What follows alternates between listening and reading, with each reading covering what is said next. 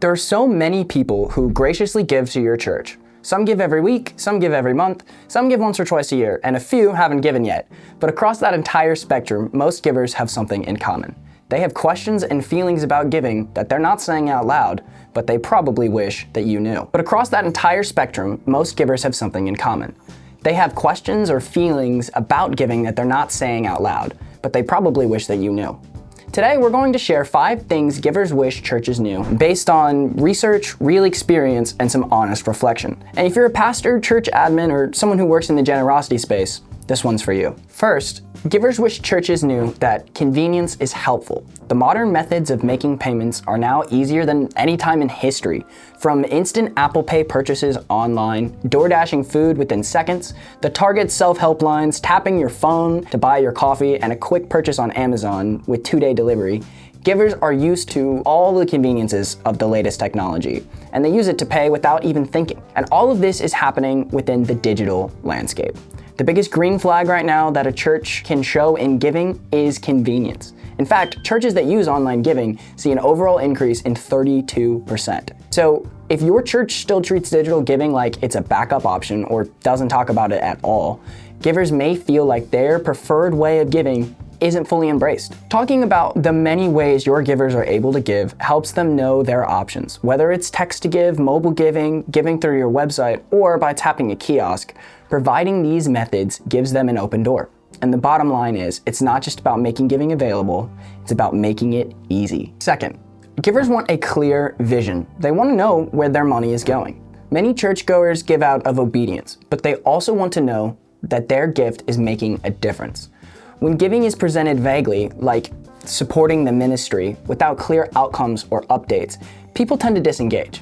But when a church shares stories about how generosity is feeding families, or supporting a mission partner, or helping kids attend camp, something shifts. Givers become more connected because they're not just giving to the church, they're giving through the church. Churches need to know that sharing their vision does not weed out givers or make them feel excluded. Time and time again, we find the opposite is true. Sharing your vision clearly allows your people to get on board and set aside their doubts. This builds trust. So tell people your vision. Share your desire to help the local community, to spread the gospel overseas with mission funds, to start a campaign for a building project. Whatever your vision is for your church, share it. Like we talked about in our last video, there's a strong correlation between financial clarity and generosity. So be upfront.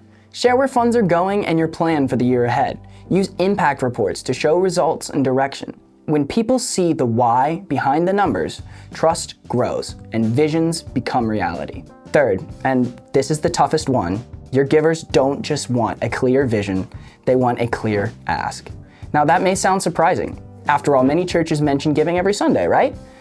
But often the offering moment feels like a routine, or worse, it's rushed, vague, or apologetic.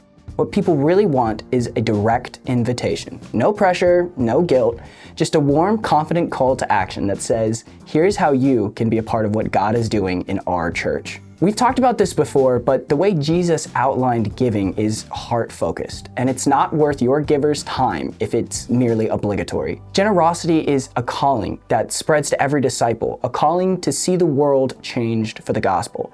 So challenge your people to give, and to give to a cause that matters.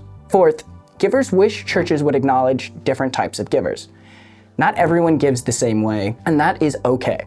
Some give large one-time gifts, some give every week, some give small amounts regularly.